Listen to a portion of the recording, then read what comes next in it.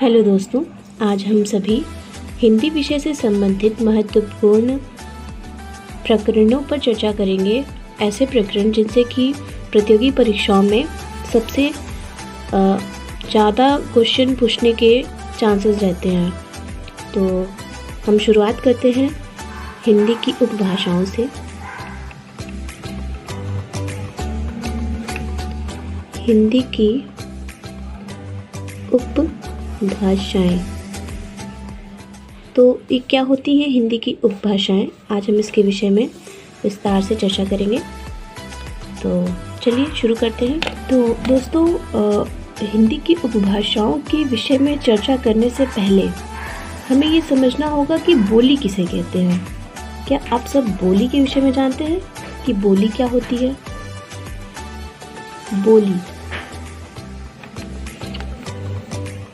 बोली के विषय में कहा जाता है कि एक छोटे से क्षेत्र में बोली जाने वाली भाषा सामान्य तौर पर बोली कहलाती है। और बोली में साहित्य की रचना नहीं होती है। जैसे हम आसपास के जिस भी क्षेत्र में रहते हैं उस क्षेत्र से संबंधित एक भाषा होती है जिस भाषा में लोग बातचीत करते हैं, तो उस सामान्य भाषा को हम बोली कहते हैं। अब बोली को समझने के बाद ही हम उपभाषा पर आ सकते हैं। उपभाषा क्या होती है?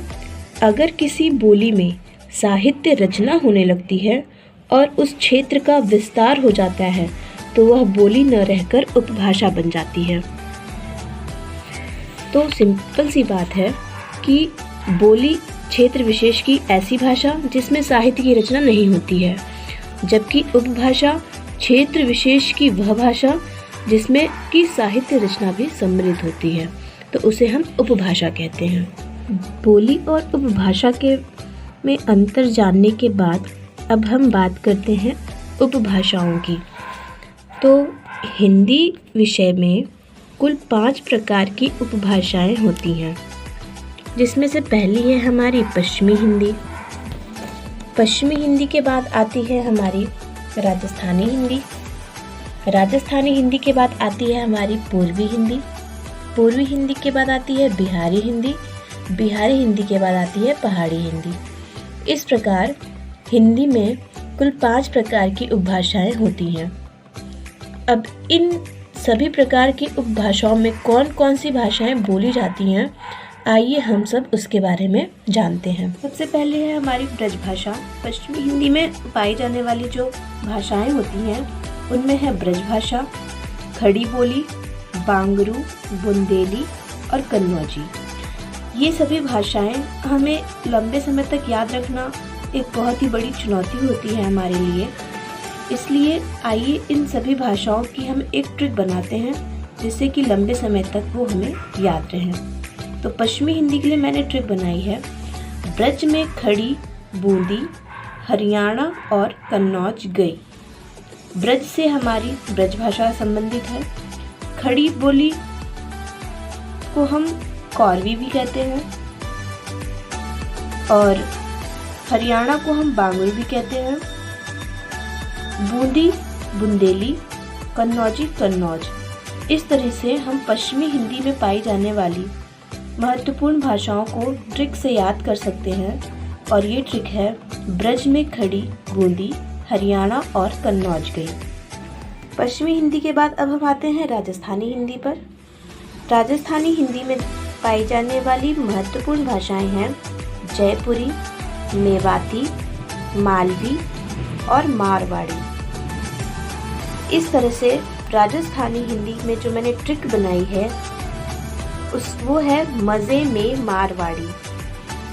मज़े मतलब म से मैंने यहाँ मालवी को संबंधित किया है, ज से जयपुरी को, मे से मेवाती और मारवाड़ी। अगर वैसे देखा जाए तो जयपुरी को हम ढूढ़ाड़ी भी कहते हैं और मालवी को हड़ौती कहते हैं। तो इस तरह से राजस्थानी हिंदी में पाई जाने वाली महत्वपूर्ण भाषाओं को आप ट्रिक से याद रख सकते हैं। मज़े में मारवाड़ी, मालवी, जयपुरी, मेवाती और मारवाड़ी। इन्हें अलग से मैंने इसलिए लिख दिया है क्योंकि इनके नाम बदलते रहते हैं, इसलिए जयपुरी को ढूढ़ाड़ी और मालवी को हड़ौती भी कहा जाता है। पूर्वी हिंदी में पाई जाने वाली महत्वपूर्ण भाषाएं हैं अवधी, बघेली, छत्तीसगढ़ी।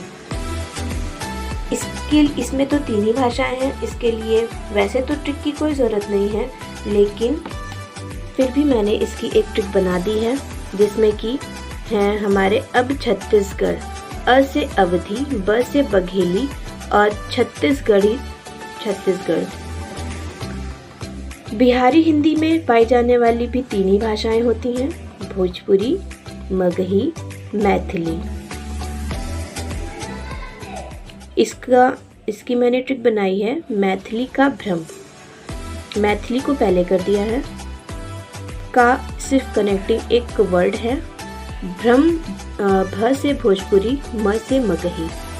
हालांकि जिसमें सिर्फ 3 ही भाषाएं हैं, उनमें किसी ट्रिक की ज़रूरत नहीं है, लेकिन फिर भी इन सारे भाषाओं को याद रखने के लिए मैंने एक ट्रिक बना रखी है।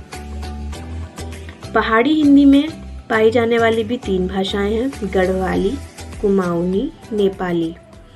इन्हें याद रखने के लिए आप याद रख सकते हैं नेपाली कुओं का गढ़। नेपाली, कुमाऊनी कुओं से संबंधित और गढ़वाली गढ़। तो इस तरह से हमने सीखा कि बोली और उपभाषा में अंतर क्या होता है। बोली वो होती है जो क्षेत्र विशेष की भाषाएं तो होती हैं, लेकिन उनमें साहित्य रचनाएं नहीं होती हैं, जबकि उपभाषाएं क्षेत्र विशेष की वह भाषा होती है जिसमें साहित्य रचना की जाती है। और हिंदी भाषा में कुल 5 प्रकार की उपभाषाएं हैं, पश्चिमी हिंदी, राजस्थानी हिंदी, पूर्वी हिंदी, बिहारी हिंदी, पहाड़ी हिंदी। इन सभी उपभाषाओं की प्रमुख भाषाएं और उनसे संबंधित ट्रिक आप याद रख सकते हैं। ठीक है, ओके फ्रेंड्स, मिलते हैं नेक्स्ट वीडियो में। अपना ख्याल रखिएगा। Bye bye.